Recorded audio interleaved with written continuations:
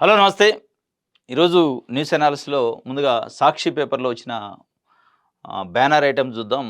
'సాక్షి' పేపర్‌లో ఏం చేస్తే ఏమవునో మంత్రి కొండా సురేఖపై చర్యల విషయంలో కాంగ్రెస్ పార్టీలో తర్జన భర్జన. డిప్యూటీ సీఎం భట్టి, క్రమశిక్షణ కమిటీ చైర్మన్ మల్లు రవితో సీఎం సన్నిహితుడు వేం నరేందర్ రెడ్డి భేటీ అయ్యారట. అంటే కొండా సురేఖ పైన చర్యల విషయంలో ఏం చేస్తే ఏమైద్దో చిన్నారెడ్డి, కొండా సురేఖ, రాజగోపాల్ రెడ్డి ఒక కొండా సురేఖే అప్లై చేయలేం కాబట్టి ఈ పరిణామాలు ఎట్లా ఉంటాయనో వాళ్ళకి నిన్న సుదీర్ఘంగా మల్లు భట్టి విక్రమార్క, మల్లు రవి గారు అండ్ వేం నరేందర్ రెడ్డి సీఎంకి అత్యంత సన్నిహితుడు రాజ్యసభ సభ్యుడు సమావేశమయ్యారట సుదీర్ఘంగా. ఇది ఒక వార్తని ఇచ్చారు. ఇంకోటి 50 గజాల్లో 7 అంతస్తుల కుప్పకూలిన భవనం. శిథిలాలు పక్క భవనంపై పడి 5 ప్లాట్లు ధ్వంసం. శిథిలాల కింద 2 కార్మికులు మృతి. 2 దంపతులకు తీవ్ర గాయాలు. నిబంధనలకు తిలోదకాలు ఇచ్చి నిర్మాణం. నోటీసులు ఇచ్చి చేతులు దులుపుకున్న అధికారులు. ఘటనా స్థలాన్ని సందర్శించిన హైడ్రా కమిషనర్ రంగనాథ్. 7 అంతస్తుల భవనం అట. 50 గజాలు, 55 గజాల్లో 7 అంతస్తుల భవనం. దానికి ఎవరు పర్మిషన్ ఇచ్చారు? ఎట్లా కట్టారు? ఇది ఎవరికి కనపడలేదా? హెచ్ఎండిఏ గానీ, జీహెచ్ఎంసీ అధికారులకు గానీ, హైడ్రా అధికారులకు గానీ. హైడ్రా ఇంత దూకుడుగా కొన్ని వందల వేల ఏళ్లను కూల్చేసింది. కోర్టు ఆర్డర్లు ఉన్నప్పటికీ మీరు హైడ్రాకి ఇది కళ్ళకు కనపడలేదా? 2 మృతి చెందారు. పక్కన ఇళ్ళు కూడా డ్యామేజ్ అయిన పరిస్థితి. అంటే హైదరాబాద్ నడిబొడ్డులో 7 అంతస్తులు. గచ్చిబౌలి ప్రాంతం అంటే చాలా ప్రైమ్ ఏరియా. అటువంటి దగ్గర కూడా 7 అంతస్తుల భవనం 55 గజాల్లో నిర్మిస్తుంటే ఏ ఒక్క అధికారికి కనిపించలే. ఈవెన్ హైడ్రాకి కనిపించలే. దీనికి సంబంధించి ఒక వార్తని ఇచ్చారు. ఇంకోటి సిట్టింగ్ జడ్జితో విచారణ జరపాలి. 22A రాష్ట్ర ప్రభుత్వానికి కేంద్ర మంత్రి కిషన్ రెడ్డి డిమాండ్ చేశారు. సిట్టింగ్ జడ్జితోని విచారణ జరిపించాలట 22A జాబితా పైన అని చెప్పి ఒక వార్తని కేంద్ర మంత్రి స్వయంగా కిషన్ రెడ్డి డిమాండ్ చేసినట్టు రాష్ట్ర ప్రభుత్వాన్ని. ధరణి కన్నా భూభారతితోనే ఎక్కువ దోపిడీ జరుగుతుందనే ఆరోపణ. భూదందా బాధితులకు ఉచిత న్యాయ సాయం అందిస్తామని వెల్లడి చేసినట్టు ఒక వార్తని ఇచ్చారు. ఇది 22A జాబితా పైన అటు బీజేపీ, బీఆర్ఎస్, ఇటు ప్రభుత్వంలో ఉన్న కాంగ్రెస్ పార్టీ, ప్రభుత్వంలో ఉన్న మంత్రి స్వయంగా చెప్తున్నారు. రెవెన్యూ శాఖ మంత్రి పొంగులేటి శ్రీనివాసరెడ్డి స్వయంగా ఈ 22A జాబితా విషయంలో హైదరాబాదు, మేడ్చల్, సంగారెడ్డి, రంగారెడ్డి జిల్లా పరిధిలో అధికారుల తప్పిదం వల్ల తప్పు జరిగిన మాట వాస్తవమే. తప్పును సరిదిద్దే బాధ్యత కూడా మేమే తీసుకుంటాం. దానికి కూడా ఫాస్ట్ ట్రాక్ పద్ధతిలో ఇమీడియట్గా చేస్తామని చెప్పినప్పటికీ ఇప్పుడు బీఆర్ఎస్, బీజేపీ అసలు ఆ 22A జాబితాలో ఉన్న బాధితుల గోసైనట్లే. ఆ కష్టాల్లో ఉన్న బాధితుల్ని గట్టెక్కించే కార్యక్రమం కంటే వీళ్ళ రాజకీయం ఎక్కువైంది. మాట్లాడితే పొంగులేటి శ్రీనివాసరెడ్డి రాజీనామా చేయాలి, మాట్లాడితే సిబిఐ ఎంక్వైరీ చేయాలని ఇంకొక ఆయన, లేదంటే ఇక స్వయంగా కేంద్ర మంత్రి అయితే సిట్టింగ్ జడ్జితోనే ఎంక్వైరీ చేయాలంటాడు. ఇప్పుడు ఆల్రెడీ ప్రభుత్వం ఒప్పుకుంటుంది అటు తప్పిదం జరిగిందని. తప్పిదం జరగలేదనో లేదంటే దాంట్లో ఏం లేదని చెప్తే నిజంగానే ఎంక్వైరీ చేయాలి తేల్చడానికి. తేల్చేది ఏం లేదు కదా. ఆల్రెడీ ఉంది. 4 జిల్లాల పరిధిలో మేడ్చల్, రంగారెడ్డి, హైదరాబాదు, సంగారెడ్డి పరిధిలో అధికారుల తప్పిదం వల్ల జరిగిన మాట వాస్తవం. జరిగిన తప్పును సరిదిద్దుతాను అని చెప్తున్నారు. ఓపెన్ స్టేట్మెంట్ ఒక క్యాబినెట్ మంత్రి హోదాలో అధికారికంగా వెల్లడించిండు. దానిపైన అడగాలి ఈరోజు బీఆర్ఎస్, బీజేపీ. ఎన్ని వేల ఎకరాల్లో ఈ తప్పిదం జరిగింది, ఎన్ని వేల మంది దీంట్లో బాధితులు ఉన్నారు, దానికి సంబంధించిన అధికారులు ఎవరు, బాధిత అధికారులపైన ఏం చర్యలు తీసుకున్నారు, మీరు చెప్పిన fast track toll free number వల్ల ఎన్ని సమస్యల పరిష్కారం అని ఎంతమందిని గట్టెక్కించారు అని అడగాల్సింది పోయి కేవలం రాజకీయం కోసం వాడుకుంటే బాధితుల పరిస్థితి, బాధితులను ఎవరు కాపాడాలి?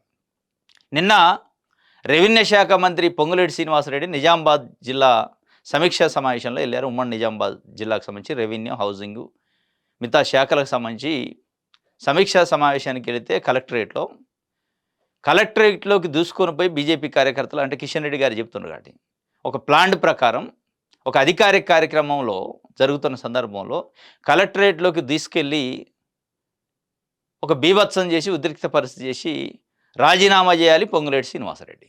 అయిపోద్దా? పొంగులేటి శ్రీనివాసరెడ్డి ఒకవేళ రాజీనామా చేస్తే 22A జాబితాలో ఉన్న బాధితులు కష్టాలని, నష్టాలని తీరుతాయా? వాళ్ళ ఇబ్బందులు తొలిగిపోతాయా? అడగాల్సిందేంటి? 22A జాబితాలో ఉన్న బాధితులకు మీరు ఏ విధంగా సహకారాలు చేస్తారు? ఫాస్ట్ ట్రాక్ పద్ధతిలో చేస్తున్నారు. ఎన్ని చేశారు, ఎన్ని చేస్తారు, ఎప్పటికి చేస్తారు? దానికి బాధిత అధికారులు ఎవరు, అధికారులపైన ఏం చర్యలు తీసుకున్నారు? ఇది వదిలేశారు. కేవలం బీఆర్ఎస్, బీజేపీ ఒక రాజకీయ కోణంలో నిజంగానే 22A బాధితులపైన మీకు కన్సర్న్ ఉంటే, 22A బాధితుల్ని మీరు కాపాడాలని ఉంటే వాళ్ళకి లీగల్ ఎయిడ్ ఇవ్వటమో, వాళ్ళకు సూచనలు సలహాలు ఇవ్వటం, ప్రభుత్వం పైన ఒత్తిడి తెచ్చి సాధ్యమైనంత త్వరగా ఆ బాధితుల్ని గట్టెక్కించే కార్యక్రమం చేయాలి తప్ప దాన్ని ఇంకా పెద్ద రొచ్చు చేసి, దాన్ని ఒక పెద్ద వివాదం చేసి, అది పరిష్కారం కంటే మీకు రాజకీయ ప్రయోజనాలు, రాజకీయం ముఖ్యమైనట్లు అనిపిస్తుంది. సూటిగా ఈరోజు ఆ 22A బాధితులు రాష్ట్రంలోని ప్రజలు అడుగుతుంది, మాట్లాడుకుంటుంది ఏంటంటే 22A జాబితాని రాజకీయం చేయొద్దు, మాకు పరిష్కారం కావాలి తప్ప పొంగులేటి రాజీనామా చేస్తాడా, ఇంకొక ఆయన రాజీనామా చేస్తాడా, ఏ ఎంక్వైరీ చేస్తాడా, ఎంక్వైరీలు ఎన్ని వేసినా రాజీనామా చేసినా ఇప్పుడు తక్షణం వాళ్ళకి కావాల్సింది అది కాదు, పరిష్కారం కావాలి. ఈ స్పష్టంగా నిజామాబాద్లో ఈ 22A జాబితా అనేది కేవలం 4 జిల్లాలు, రంగారెడ్డి, మేడ్చల్, మల్కాజిగిరి, హైదరాబాదు. ఇక్కడ నిజంగానే ఏదన్నా మీరు ప్రొటెస్ట్ చేస్తున్నో, నిరసన చేస్తున్నో, ధర్నా చేస్తున్నో, ఒత్తిడి కోసం చేస్తే దానికి ఒక అర్థం ఉంటుంది. నిజామాబాద్కి దీనికి సంబంధం లేదు, ఈ ఇష్యూకి నిజామాబాద్ లేదు. ఇది అనేక సమస్యలు ఈరోజు ఉన్నాయి. బీజేపీ, బీఆర్ఎస్ ఫైట్ చేయాల్సిన సమస్యలు, ఫీజు రీయింబర్స్మెంట్ బకాయిలు ఉన్నాయి, వాటి గురించి మాట్లాడండి. ఇప్పటికీ భూభారతి ధరణి సమస్యలు అట్లే ఉన్నాయి, వాటి గురించి మాట్లాడలే. ఇట్లాంటి అనేకం ఉన్నాయి. ఎందుకంటే కాంగ్రెస్ పార్టీ ప్రభుత్వం వచ్చిన తర్వాత జరుగుతున్న వాళ్ళు ఇచ్చిన హామీల విషయంలో నిలదీయొచ్చు, మాట్లాడచ్చు. ఇది వదిలేసి ముట్టడించటం. ఇప్పుడు బీఆర్ఎస్ కూడా అదే పరిస్థితి. 10 సంవత్సరాలు అధికారంలో ఉంటే డబుల్ బెడ్రూమ్లు అని చెప్పిండు కేసీఆర్. కేసీఆర్ అధికారంలోకి వచ్చే ముందు ఏం చెప్పిండు? ఇంధనం మిల్లు అని చెప్పి కాంగ్రెస్ పార్టీ, అంతకుముందున్న కాంగ్రెస్ పార్టీ ఉమ్మడి రాష్ట్రంలో ఇల్లు ఇస్తే అగ్గిపెట్టె కంటే చిన్నగా ఉన్నాయి, అల్లుడు వస్తే ఎక్కడ పండుకోవాలో తెలియదు, ఇటువంటి ఇచ్చేది, ఆత్మగౌరవంతో కూడిన భవనాల మీద నిర్మిస్తాం, ఇంధనం మిళ్ళని, డబుల్ బెడ్రూములని అని చెప్పారు. ఏవి 10 సంవత్సరాల బీఆర్ఎస్ పరిపాలన కాలంలో బీఆర్ఎస్ పార్టీ కానీ, బీఆర్ఎస్ పార్టీలో పరిపాలన చేసిన నాయకులు కానీ గుండె మీద చేసుకొని ఎన్ని మీరు డబుల్ బెడ్రూమ్లు ఇళ్ళు పంపిణీ చేశారు? ప్రజలు 1000 కాళ్ళతో ఎంతమంది చూశారు? ఎన్ని లక్షల మంది ఉన్నారు అవసరమైన వాళ్ళు? ఎన్ని వేలు ఇచ్చారు మీరు? ఈరోజు కాంగ్రెస్ పార్టీ వచ్చిన తర్వాత దాదాపు 5 లక్షల, 4.5 లక్షల, 5 లక్షల మధ్యలో గ్రౌండింగ్ అయిన ఇంధనం మిల్లు. మీరన్న అగ్గిపెట్టిళ్ళు, అల్లుడు వస్తే ఆడబడుతుంది. అసలు అల్లుడు వస్తే పడుకోవడానికి కాదు, వీళ్ళు అసలు పడుకోవడానికి లేని పరిస్థితి. అల్లుడు తర్వాత దేవుడు ఎరుగు లేని పరిస్థితుల్లో 10 సంవత్సరాలు ఒక ఇల్లు కూడా లేని పరిస్థితుల్లో ఇంధనం మిల్లు కట్టారు కొన్ని వేల కోట్ల రూపాయలు ఖర్చు చేసి. డబుల్ బెడ్రూమ్ ఇల్లు హైదరాబాద్ చుట్టుపక్కల చాలా టౌన్లలో. ఏవి ఎవరికి ఇచ్చారు డబుల్ బెడ్రూమ్? పంపిణీ చేయలేని పరిస్థితి, అసమర్థం. ఇప్పుడు ఆ దుబారా ఆ ఖర్చు పెట్టి ఏదైతే డబుల్ బెడ్రూమ్ ఇళ్ళు నిర్మించారో వాటిని కూడా పంపిణీ చేసే కార్యక్రమం హౌసింగ్ శాఖ మంత్రిగా, రెవెన్యూ హౌసింగ్ శాఖ మంత్రిగా పొంగులేటి శ్రీనివాసరెడ్డి ఈరోజు వేసుకున్నారు. 4.5 లక్షల ఇండ్లు ఇప్పటి గ్రౌండ్ అయినాయి రాష్ట్ర వ్యాప్తంగా. హైదరాబాద్ పరిధిలో, క్యూర్ పరిధిలో 1,00,000 ఇళ్లని టవర్లు నిర్మించి ఇంధనం ఇళ్లని ఇవ్వబోతున్నారు. దానికి సంబంధించిన అప్లికేషన్ ప్రాసెస్ అయిపోయింది. ఇటువంటి అన్నీ జరుగుతున్న పరిస్థితుల్లో ప్రభుత్వానికి లేదా ప్రభుత్వంలో ఉన్న మంత్రులకి నిజంగానే అవినీతి చేస్తే నిలదీయొచ్చు, రాజకీయం చేయొచ్చు, మాట్లాడచ్చు, తప్పలేదు. ఇక దాన్నే పట్టుకుని అసలు ప్రజల సమస్యలను పక్కన పెట్టి మీ రాజకీయం కోసమే చేస్తే ఇది ప్రజలు ఏ రకంగా అనుకుంటారు? ఎందుకంటే బీజేపీ నాయకులు, బీజేపీ కార్యకర్తలు, బీజేపీ నాయకులు ఒక మంత్రిని రాజీనామా చేయాలని ముట్టడించడం హాస్యాస్పదం.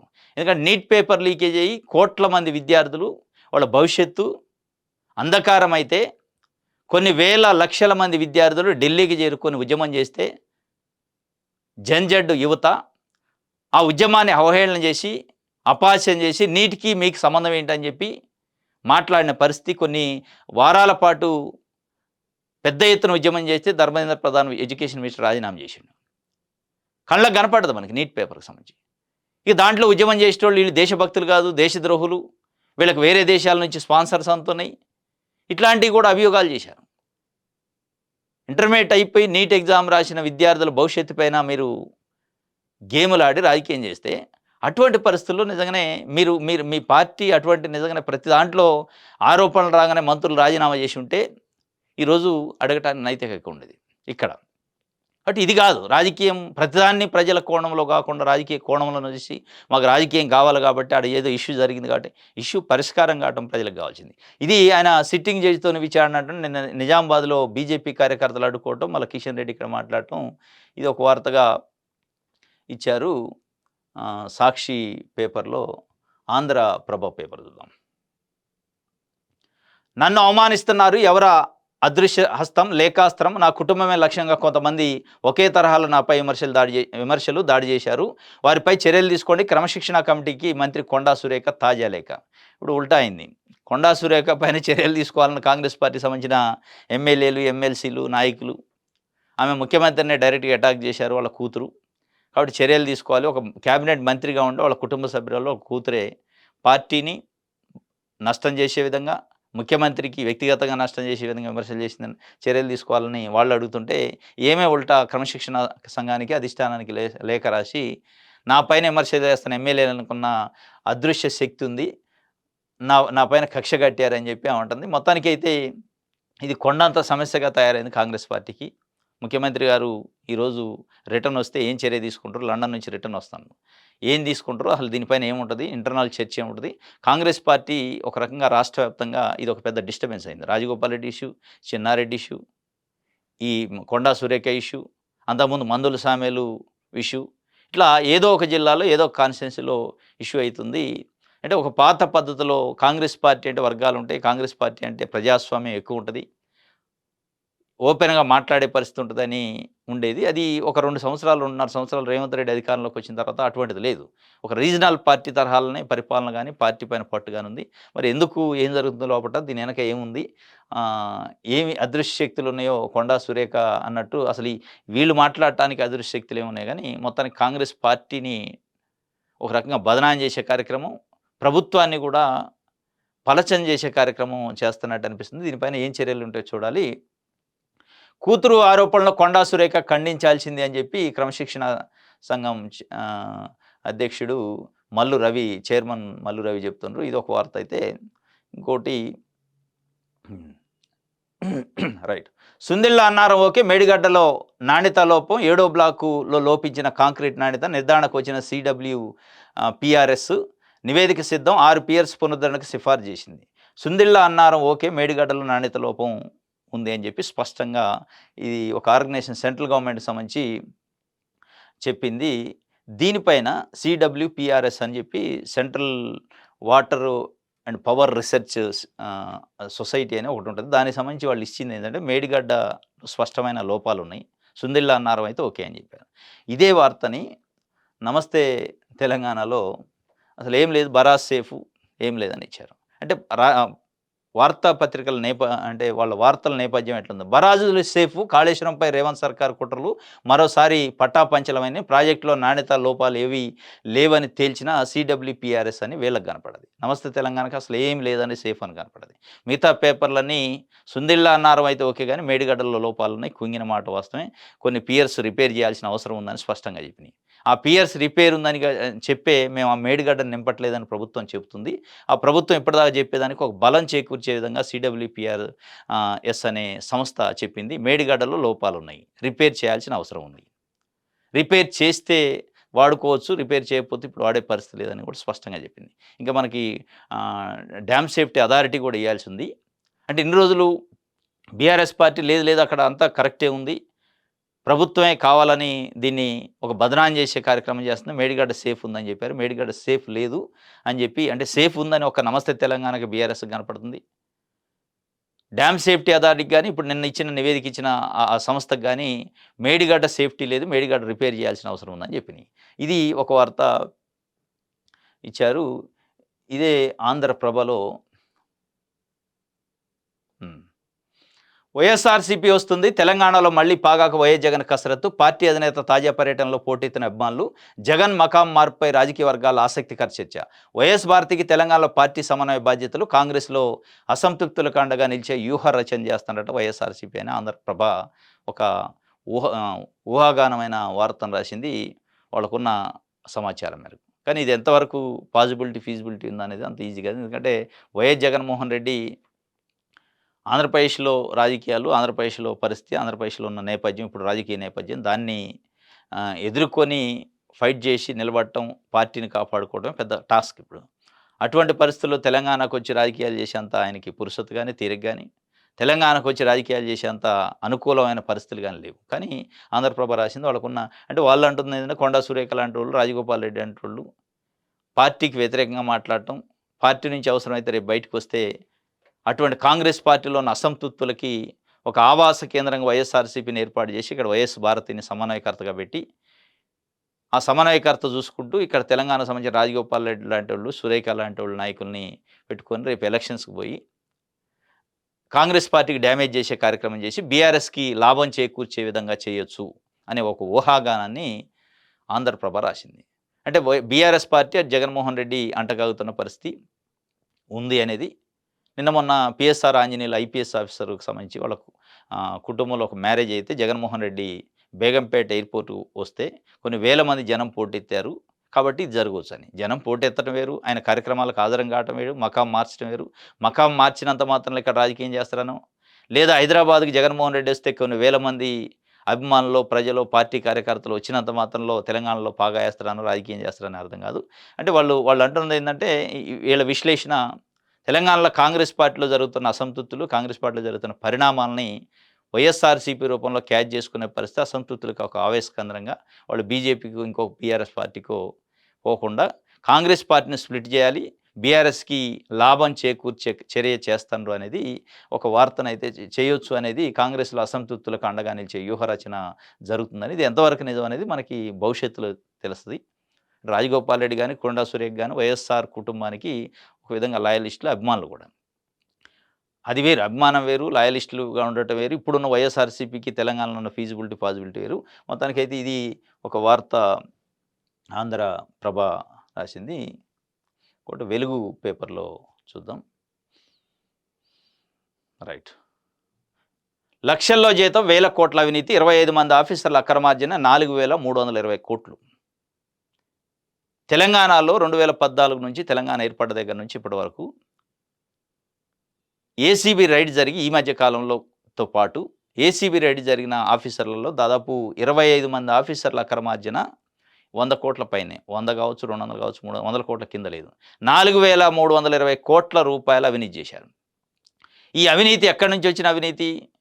బీఆర్ఎస్ పార్టీ 10 ఏళ్ల పరిపాలన కాలంలో కాళేశ్వరం పేరుతో చేసిన ఈ ప్రాజెక్ట్ నిర్మాణంలో పాల్గొన్న ఇంజనీర్లు కానీ, అధికారులు కానీ అవినీతి ఎక్కువ ఉంది. దాంతోపాటు హెచ్ఎండిఏ, రెరా, జిహెచ్ఎంసి, అప్పుడు మున్సిపల్ శాఖ మంత్రిగా కేటీఆర్ ఉన్నారు. వారి పరిపాలనలో వారి కింద పనిచేసిన అధికారులు ఇప్పుడు ఏసీబీ రైడ్స్లో ఎక్కువ దొరుకుతున్నారు. కొన్ని 100 కోట్ల రూపాయల ఆస్తులు సంపాదించారు. ఈ అవినీతి 10 ఏళ్ల బీఆర్ఎస్ పరిపాలన కాలంలో పనిచేసిన అధికారులే ఎక్కువ ట్రాప్ అవుతున్నారు. ఇప్పుడు ట్రాప్లో దొరుకుతున్నారు. దొరికిన ప్రతి అధికారి 100 కోట్ల పైన ఆస్తి అనేది ఒక వార్తని, ఒక విశ్లేషణ, ఒక డేటాని వెలుగు పేపర్ ఇచ్చింది. ఇది 100 కోట్ల పైన ఆస్తులు ఉన్న వాళ్ళ లెక్క. మొత్తం అవినీతి లెక్కిస్తేనే పెద్ద అనకొండే. కనకవర్షం కురిపించిన కాళేశ్వరం, సిటీ శివారు జిల్లాల్లో రెవెన్యూ పుల్లు, ఎవరు ఏసీబీకి చిక్కిన మినిమం 100 కోట్లు, అంతా గత సర్కారులో చక్కని తిప్పిన వాళ్ళే. 56 మంది పైన ఆదాయానికి మించిన ఆస్తులు కేసులు ఆడున్నాయి. ఇది దీనికి కంపేర్ చేస్తే ఇక్కడ మనం ఒక వార్త చూస్తే 55 గజాల్లో 7 అంతస్తులు కుప్పకూలిన బిల్డింగ్, 2 మృతి గచ్చిబౌలిలో ఆంజనేయ నగర్లో ఘటన. మరి ఇటువంటి 55 గజాల్లో 7 అంతస్తుల్లో భవనం కడుతుంటే కళ్ళు ఉండి కళ్ళు లేని వాళ్ళ లెక్క నటిస్తుంటే, గుడ్డి అధికారుల లెక్క నటిస్తుంటే ఇదే అవినీతే కారణం. ఆ 55 గజాల్లో 7 అంతస్తులు కడుతున్నాడు ఎన్ని లక్షలు ఇచ్చిండో, ఎన్ని కోట్లు ఇచ్చిండో ఈ అధికారులకి. కాబట్టే ఈరోజు ఆ బిల్డింగ్ 7 అంతస్తులు నిర్మాణం జరిగింది. దానికి పర్మిషన్లు ఉండవు, ఏది ఉండవు. విచ్చలవిడిగా అవినీతి ఎక్కువైంది. దీనికి సంబంధించిన ఇక్కడ డేటా ఇచ్చారు. వీళ్ళు లక్షల్లో జీతం, వేల కోట్ల అవినీతి. హరి రామ్ ఈఎన్సీ కాళేశ్వరం 200 కోట్ల ఆస్తులతోనే ఏసీబీ ట్రాప్ చేసింది. తర్వాత నూనె శ్రీధరు ఈఈ కాళేశ్వరం 150 కోట్లు. మురళీధర్ రావు మాజీ ఈఎన్సీ కాళేశ్వరం 100 కోట్లు. Mutyam Venkataramana DE TEDCO. Ravinder chief engineer HMDA. Sankireddy Bhimareddy DSP. Sunkara Naraharirao lands and survey DD.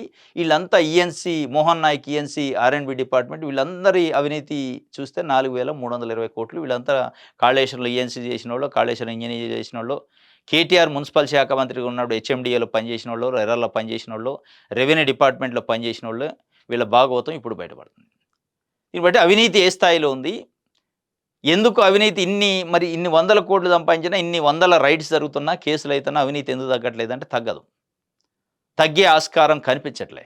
ఎందుకంటే అవినీతి నిరోధక శాఖకు సంబంధించిన చట్టాలు అట్లున్నాయి. ఒక అధికారి అవినీతి ఏసీబీ రైడ్స్లో దొరికితే కొన్ని 100 కోట్ల రూపాయల డబ్బులు బయటపడితే ఈ లెక్కల ప్రకారం. ఇంక లెక్కలేని ఎన్నున్నాయో తెలవదు. ఇదంతా లెక్క ప్రకారం. ఆన్ గవర్నమెంట్ రికార్డ్ ప్రకారం లెక్కలు, అన్‌అఫిషియల్ లెక్కలు ఇంకా కొన్ని వందల కోట్లుంటాయి. దొరికిన తర్వాత ఒక్క అధికారి నుంచి కూడా సింగిల్ ఎంపీ రూపాయి కూడా రికవరీ చేసిన పరిస్థితి లేదు. ఒక ఒక ఒక అవినీతి అంటే ఏసీబీ రైడ్‌లో అధికారి దొరికితే వాడు మొత్తం ఆస్తిని జీతం ఎంత? జీతంలో కుటుంబ ఖర్చులు పోను మిగలాల్సిందెంత? నీకున్న ఆస్తులేంటి? ఈ అక్రమ ఆస్తులు ఎక్కడి నుంచి వచ్చినాయి? మొత్తం ఆస్తులను గవర్నమెంట్‌కి అటాచ్ చేస్తామని ఏ ఒక్క అధికారిదైనా తీసుకుపోతే అప్పుడు భయపడతారు. ఏసీబీ రైడ్ అయిద్ది, కేసు అయిద్ది, జైలుకి పోతాడు. 3 నెలలు, 4 నెలలు ఉంటాడు, బెయిల్ తీసుకుంటాడు, వస్తాడు. దాని తర్వాత 6 నెలలకు, సంవత్సరానికి మళ్ళా పోస్టింగ్ వస్తది. వాని ఆస్తులు వానికే ఉంటే వాడి పోస్టింగ్ వాడికే వస్తది. ఎవరైతే అక్రమ అవినీతి చేసిన అధికారులు. ఎందుకు భయం ఉంటది అవినీతి చేయకుండా ఉండటానికి? అవినీతి చేయకుండా ఉండాలంటే కేవలం రైడ్ చేసి వదిలేస్తే కాదు. కేవలం జైలుకు పంపి మళ్ళా తీసుకొచ్చి జాబ్ ఇస్తే కాదు. అవినీతి చేయాలి అనే ఆలోచన వచ్చే అధికారి గుండెల్లో పరిగెత్తాలంటే, రైళ్లు పరిగెత్తాలంటే మనం అవినీతి చేస్తే ఏ రోజుకైనా దొరికిన రోజు ఒక్క రూపాయి కూడా నాకు ఉండదు, నా జీతం తప్ప. కాబట్టి అవినీతి కంటే నా జీతంలో నేను సర్దుకొని ఉండటం మంచిది అని రావాలి అంటే మొత్తం సింగిల్ ఎంపీతో సహా బినామీలో కుటుంబ సభ్యుల ఆస్తులను మొత్తం అటాచ్ చేసే చట్టాలు, నిబంధనలు, రూల్స్ వస్తే తప్ప అప్పటి వరకు ఇది పోదు. సింపుల్‌గా తప్పించుకుంటున్నారు. ఇప్పుడు ఇంతమంది ఉన్నారు కదా, కొన్ని వందల కోట్ల రూపాయలు దొరికినట్టు మనకు ఆన్ రికార్డ్ 4,320 కోట్లు, 4,320 రూపాయలు కూడా రికవరీ కావు. ఎందుకు భయపడతారు అవినీతి చేసిన అధికారి? రికవరీ అయితే కదా, అటాచ్‌మెంట్ చేస్తే కదా, మన ఆస్తులు గుంజుకుంటే కదా మనం ప్రభుత్వం, అప్పుడు కదా భయపడేది. మన ఆస్తులకి ఎఫెక్ట్ లేదు, సర్వీస్‌కి ఎఫెక్ట్ లేదు, మన జాబ్‌కి ఎఫెక్ట్ లేదు. ఆరామ్సే జాబ్ చేసుకుంటాడు, మళ్ళీ వచ్చి సంవత్సరానికో 6 నెలలకో కేసులతోనే పోతాయి. ఆ కేసులను ప్రొటెక్ట్ చేయదు గవర్నమెంట్, ఫైట్ చేయదు దానిపైన. ఎందుకు భయపడతారు అవినీతి చేసే అధికారిగా? ఏముంది అందులో భయపడ? కొన్ని వందల కోట్ల రూపాయలు అవినీతి చేశాక కేసుల నుంచి బయటపడటానికి ఒక 10 లక్షలు ఖర్చు పెడితే కేసుల నుంచి బయటపడతారు. ఇంకో 10 లక్షలు, 20 లక్షలు ఖర్చు పెడితే పచ్చిగా మాట్లాడితే పోస్టింగ్ వస్తుంది. పిల్లల పేర్ల మీద, భార్య పేరు మీద, కుటుంబ సభ్యుల పేరు మీద, బినామీల పేరు మీద కొన్ని వందల కోట్లు సంపాదిస్తారు. ఈ సిస్టంలో డబ్బులు పెడితే కాని పని లేదనేది ఒకటి వచ్చేసింది. ఇటువంటి పరిస్థితుల్లో చట్టాలు మారాలి. ఏసీబీ ఎప్పుడో పాత పద్ధతిలో చేసిన ఏసీబీకి ఇప్పుడు అధికారులు యాటిట్యూడ్‌కి అధికారులు చేస్తున్న అవినీతికి తగ్గట్టు ఆస్తుల్ని అటాచ్‌మెంట్ చేసే సిస్టమ్ రానంతసేపు ఎన్ని ఏసీబీ రైడ్లు జరిగినా, మనం ఎన్ని పేపర్లలో 100 కోట్లు, 200 కోట్లు, 300 కోట్లు అనే వార్తలు చదివినా ఉత్తమొచ్చటే. ఇది ఒక వార్త. వెలుగుకు సంబంధించి ఆంధ్రజ్యోతి. సాగనంపాల్సిందే మంత్రి కొండా సురేఖపై మెజార్టీ నేతల పట్టు అని చెప్పి ఒక వార్తనిచ్చారు. పల్లెల్లోనూ 22A తిప్పలు, గ్రామీణ ప్రాంతాల్లో నిలిచిపోయిన భూముల రిజిస్ట్రేషన్లు, కాల్ సెంటర్కి వచ్చే ఫిర్యాదుల్లో జిల్లాల నుంచి అత్యధికంగా వస్తున్నాయి. పంట రుణాలు ఇవ్వడం లేదన్న అన్నదాతల ఆందోళన. జిల్లాల్లో ప్రత్యేక క్లియరెన్స్ డ్రైవ్ పెట్టి పరిష్కరించాలని విజ్ఞప్తులు. సుమారు 25 లక్షల ఎకరాలు నిషేధిత జాబితాలు ఉన్నాయి. ఒక 22A జాబితా తిప్పలు అనేది కేవలం GHMC పరిధి, రంగారెడ్డి, మేడ్చల్, సంగారెడ్డి మాత్రమే కాదు, పల్లెల్లో కూడా వస్తున్నాయట. ఎందుకంటే ఒక టోల్ ఫ్రీ నెంబర్ పెట్టారు ఇది వచ్చిన తర్వాత, రెవెన్యూ డిపార్ట్మెంట్. దాంట్లో ఎక్కువ పల్లెల నుంచి కూడా వస్తున్నాయట ఫోన్లు. మాది కూడా 22A జాబితాలో పోయిందని. అంటే అది పల్లెల్లో ఇప్పుడు ఆల్ ఆఫ్ సడన్గా వచ్చినాయి కాదు, ఈ 4 జిల్లాల్లో అనుకోకుండా వచ్చిన పరిస్థితి అనేది ఒక వార్త. రైట్, ఇది ఈరోజు న్యూస్ అనాలిసిస్. రేపు తాజా వార్తలతో తిరిగి కలుసుకుందాం. Thank you.